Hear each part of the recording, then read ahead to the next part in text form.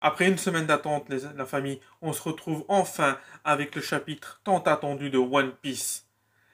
Sur ce chapitre, espérons qu'on voit Garp et sa fin. Un retour sur Aigis tant attendu. Mais plein de rebondissements, ça c'est sûr. Et d'attention. Un chapitre informatif surtout. Mais on en parle tout de suite après le générique.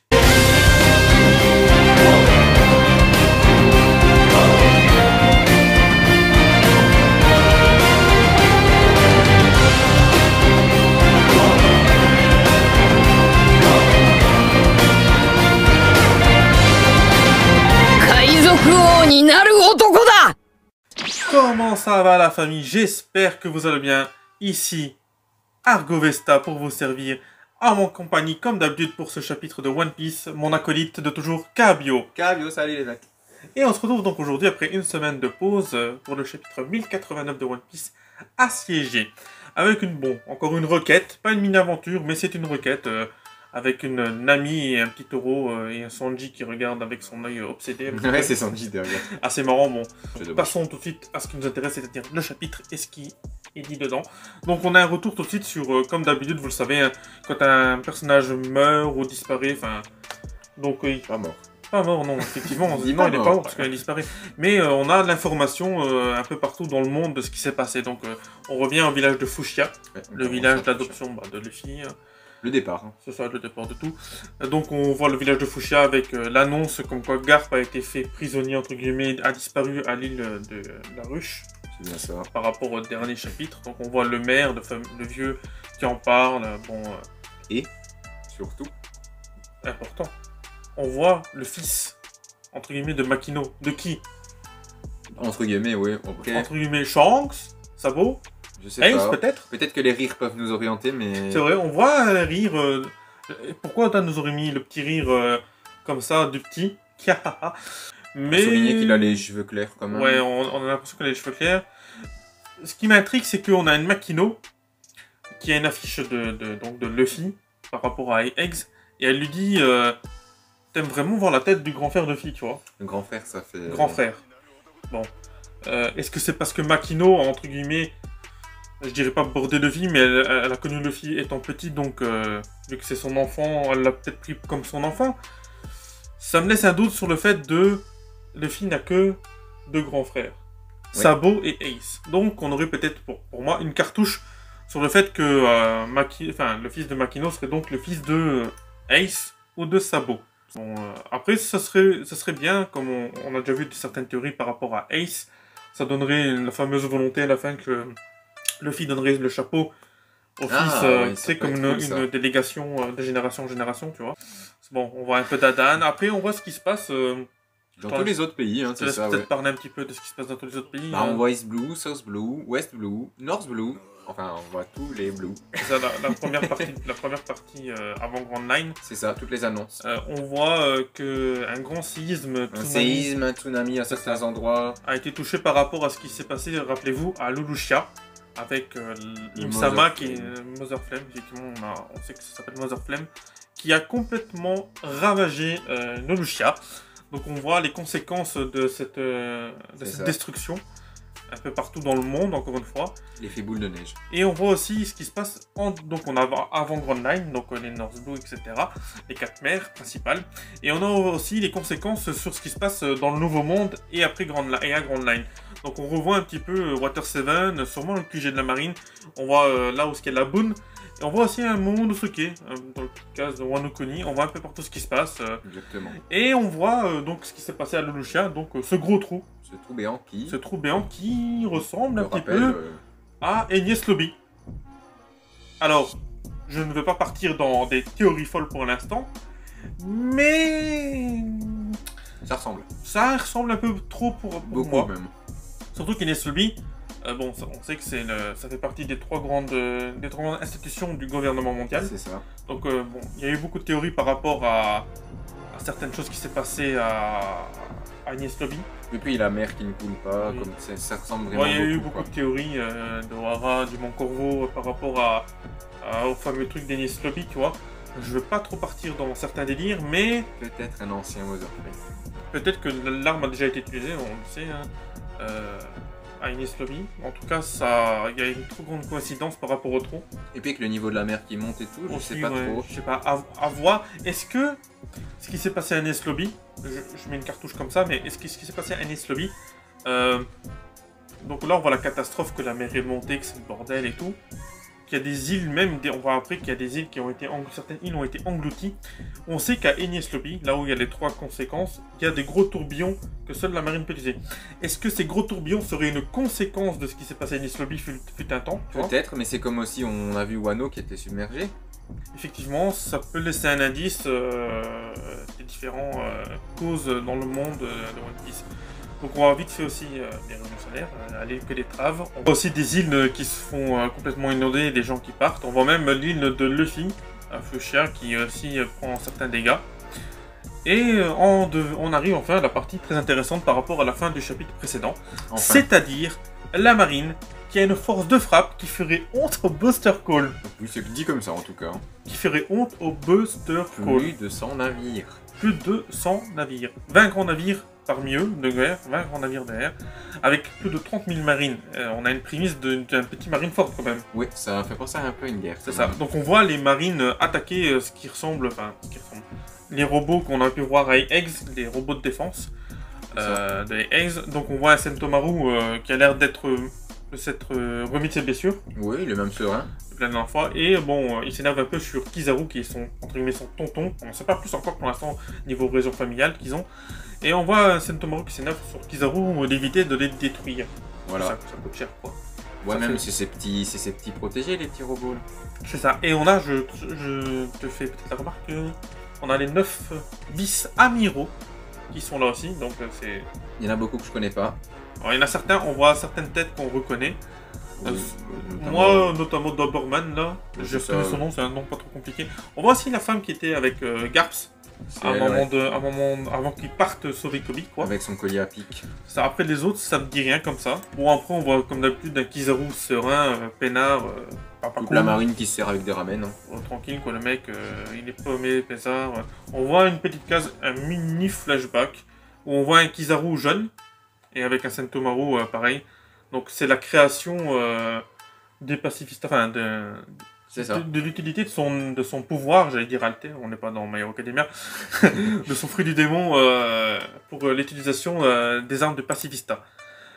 Bon, il y a une petite discussion entre Kizaru et Sentomaru. Sentomaru, bien sûr, il s'explique les choses. Hein. Ouais, bon, voilà, sans plus. Et puis, on a un petit peu...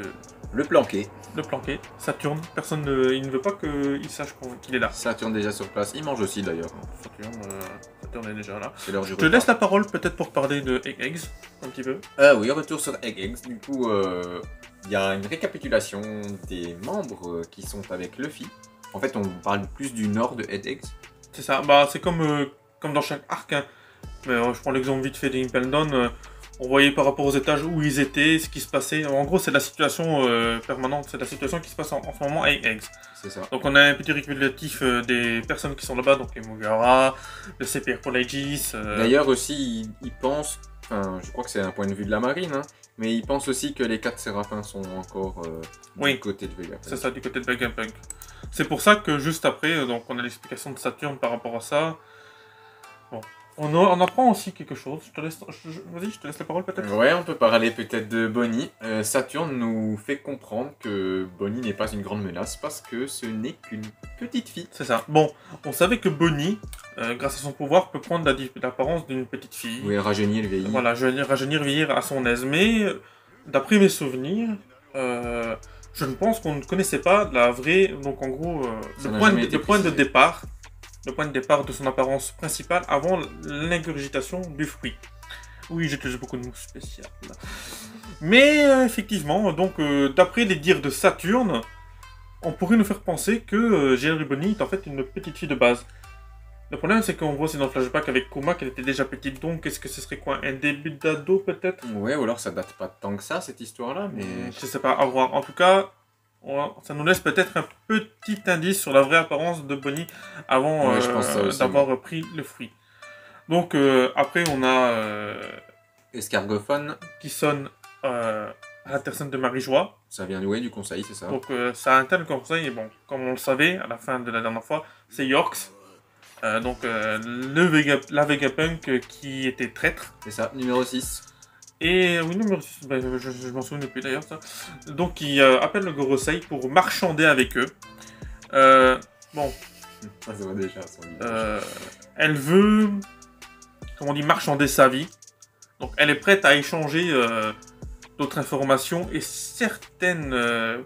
Oui, elle a quelques conditions. Hein. C'est ça, la condition, elle veut être un dragon céleste. Ouais, c'est une des conditions, ça. Voilà. Elle veut qu'on l'épargne et aussi son petit laboratoire chéri. Hein. C'est ça. Mais donc en échange de tout ça, elle serait prête donc à donner la méthode du Mother Flame au gouvernement. Donc ça nous laisserait penser que le Mother Flame a peut-être un usage unique et qu'à chaque fois il faut le renouveler ou ouais, c'est ça, le refaire au moins. Comme une grosse ogive peut-être, comme le nucléaire fut un temps Einstein.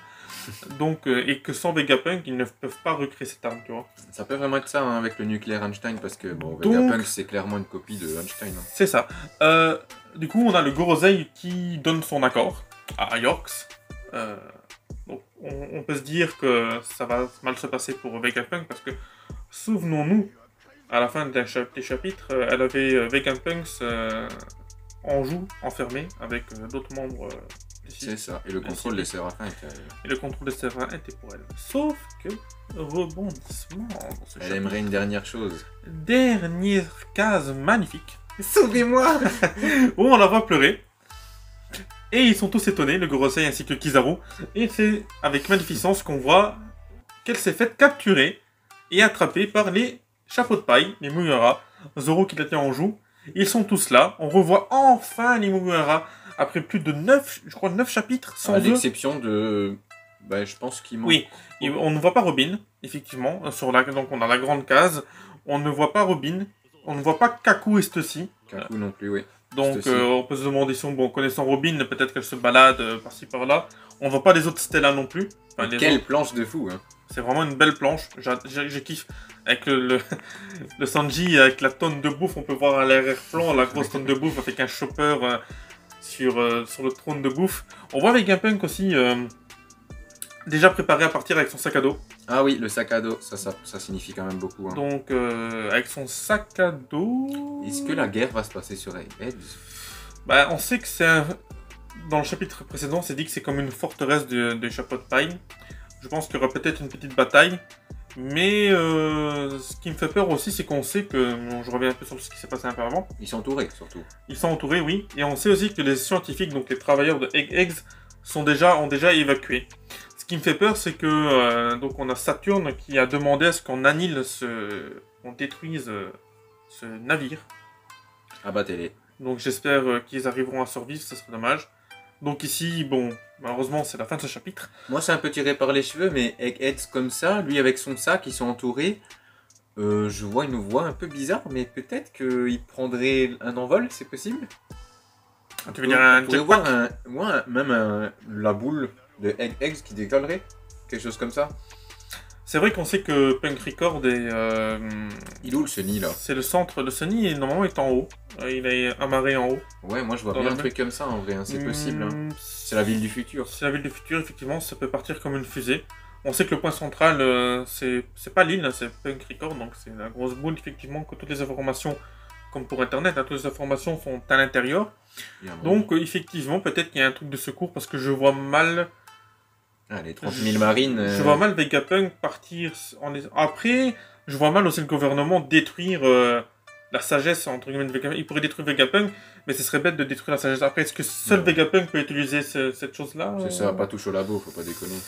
C'est une autre question, donc c'est à voir. Donc on finit ce chapitre là-dessus. Je te laisse peut-être la parole, tu veux dire quelque chose sur ce chapitre? Qu'est-ce que t'en as pensé, toi? La dernière planche, elle est formidable, hein, faut le dire. Hein. Ouais, j'aime bien. Moi, j'ai vraiment adoré. Beaucoup de révélations. Après, ça reste un chapitre informatif, comme tu l'as dit, mais moi, j'ai bien aimé, honnêtement. Rien que la révélation avec Bonnie, que c'est une petite fille. Ça, c'est cool sur sa vraie apparence. L'enfant avec Makino, moi, ça m'a fait péter un câble quand même. Ouais, l'enfant avec Makino, encore un petit mystère. Et puis York qui se fait avoir à la fin, c'est trop bien, en fait. Ah bon, ça, c'était sûr, hein. Mais moi j'aime bien, c'est l'ambiance peinard, tout le monde est en train de bouffer, tranquille. Mais je me demande ce que sont devenus les Séraphins quand même, parce que là... Bon, c'est vrai qu'on ne les voit pas. Bon, je suppose que vu que Vegapunk, l'original, donc le vrai, pas les Stella, est libéré, je suppose qu'il a repris le contrôle, parce que c'est lui qui a le contrôle dessus, a repris peut-être les Séraphins. Maintenant, il reste encore une question par rapport à ce qui va se passer la semaine prochaine. On sait que Saturne est là. On sait que les doyens ont un pouvoir supplémentaire, ont un pouvoir supérieur sur le contrôle des Séraphins. Ah, oui, là, en termes de hiérarchie, c'est en termes de hiérarchie, c'est eux qui ont le dessus. Bon, après, connaissant Vegapunk, et sachant que, bon, il n'est pas trop du côté du gouvernement, il aurait peut-être fait une petite astuce pour empêcher, justement, qu'il se passe cette chose, tu vois. Oui, c'est possible qu'il a donné un ordre qui dise de ne pas écouter les supérieurs ou quelque chose comme ça. Après, ça va peut-être un peu loin, mais... Je dirais un contre-ordre, tu vois, un ordre caché, comme on peut appeler ça, tu vois. Ouais, on verra. C'est déjà vu dans certains films, tu vois. Genre, on a la personne qui pense contrôler, en fait, il y a un ordre caché derrière, avec, tu sais, il y a une formule à activer ou un truc comme ça, tu vois. Ce qui fait que les Séraphins reprennent le contrôle. Soit ils ont le contrôle d'eux-mêmes, c'est eux qui décident, tu vois. On pourrait donc appeler que les Séraphins ont de vrais sentiments, entre guillemets, tu vois. Ouais, ça, j'ai pas envie de rentrer là-dedans, voilà, mais... Ouais, mais moi je les sens forts et je pense pas qu'ils se sont fait avoir comme ça. Hein. Donc voilà, peut-être que c'est là que Robin est. Robin, Stussy, Kaku sont peut-être en train de... sont peut-être avec les Séraphins. C'est vrai que ça reste bizarre qu'on les voit pas, eux. Parce qu'on voit pas surtout les... À part York, on ne voit pas les autres Vegapunk, tu vois. Aussi. Il y en a aucun qui sont là. Donc ils sont peut-être ensemble, il y a peut-être le deuxième groupe, hein, comment on peut appeler ça. Là on voit le premier groupe et... C'est plus l'absence de Robin, moi, qui m'inquiète. Bon, moi ça ne m'inquiète jamais. Robin, tu sais, je pense qu'elle doit regarder un peu par-ci par-là, s'informer. Il y a peut-être des livres sur les eggs, hein, qui sont intéressants pour elle. C'est vrai, oui, comme il étudiait le siècle oublié. Donc j'ai hâte de voir la semaine prochaine. Mais il me semblait qu'il n'y avait pas Barbe Noire qui se ramenait aussi sur Eggs. Moi je voulais vraiment voir la lumière contre les ténèbres. Hein. Donc on aura peut-être un aperçu de Barbe Noire la semaine prochaine. Bon, on sait que Barbe Noire c'est un opportuniste. Donc s'il devrait arriver, ce sera à la fin de tout. Ils auraient déjà dû nous montrer. Oui, bon. Déjà, je suis content. On nous a montré enfin Eggs, la suite. Bon. J'espère voir aussi Saturne à l'action quand même. Ouais, j'ai hâte de voir un doyen à l'action. Franchement, pour voir évoluer la puissance qu'ils ont. C'est ça, ouais. Je les sens forts quand même. Ils sont quand même au-dessus des amiraux. Donc, à voir ce que ça va donner. Bon, on sait qu'ils se transforment en espèce d'ombre. Tu vois, par rapport à quand on les a vus sur Im. Ouais. Tu vois, quand ils tuaient Cobra. Donc, à voir ce qui va se passer la prochaine. Toi, tu penses que quoi? On va rester sur Eggs? J'espère bien. Je pense que... Parce qu'à part ça, il n'y a pas grand-chose. On va un peu récapituler. On a Kid, qui n'a plus de bateau, qui s'est fait avoir. Donc, il doit être sur l'île des géants avec Shanks. Il s'est fait défracter par Shanks. On a l'eau qui s'est fait éclater par Barbe Noire. Son bateau, enfin son sous-marin, bateau explosé. Il est parti avec Beppo, si je dis pas de bêtises, oui c'est ça, il est parti avec Beppo, donc on n'a pas de trace de l'eau. Donc peut-être que si on devrait partir sur un deuxième chapitre informatif, à ce moment-là, ce serait sur ce qui s'est passé pour Kid, ce qui s'est passé pour l'eau, et où est Barbe Noire. Moi je veux savoir ce qui s'est passé pour York. Ouais. Comment ils l'ont eu? Je vois mal un retour sur la ruche. Je pense que pour l'instant, la ruche, on en parlera plus. Non. J'aimerais bien quand même revoir Aokiji, mais... Ouais, mais non, je pense qu'on va se concentrer sur Eggs, et c'est pas plus mal. Qu'on finisse enfin cet arc. J'ai hâte de voir Kizaru, parce qu'enfin, on va avoir du fight. On va avoir un combat d'amiral et un combat de doyen. Moi, je pense qu'après ce chapitre informatif, il va peut-être envoyer du lourd le prochain. Après Kaido, il se tape un amiral, ça y est, c'est parti. Hein. On rentre dans le vif du sujet. Allez. Donc voilà, on attendra avec patience et impatience le chapitre de la semaine prochaine. On atteint bientôt les 1100 chapitres. C'est ça, 1090 le prochain, plus de 10. Pas mal. 1100 chapitres, hein, quand même One Piece. Oda, est-ce que tu vas t'arrêter? J'espère que, bon, après lui, c'était dans 5 ans. Moi, je pense qu'on en a encore pour 2-3 ans quand même. Je pense aussi, bon, après... Quelqu'un avait parlé de 2026, il me semble. C'est possible, ouais. Bon, dans tous les cas, moi, ça ne m'embête pas, parce que One Piece, c'est du poulet, et j'adore le poulet. Donc, surtout actuellement, c'est vraiment une dinguerie ce qui se passe. C'est ça, donc One Piece, c'est la vie, comme on dit, hein. Comme le doc le dit si bien, One Piece, c'est la vie. Je suis d'accord avec ça, hein. One Piece, c'est une dinguerie. Personne ne pourra jamais faire comme Oda. Je pense qu'une fois que One Piece sera fini, ce sera difficile de faire mieux. C'est vraiment un roi, ce mec. C'est vraiment un roi. Donc, j'espère la famille, que cette petite review vous aura plu, avec mon ami Cab. Dites-moi en commentaire ce que vous avez pensé de ce chapitre.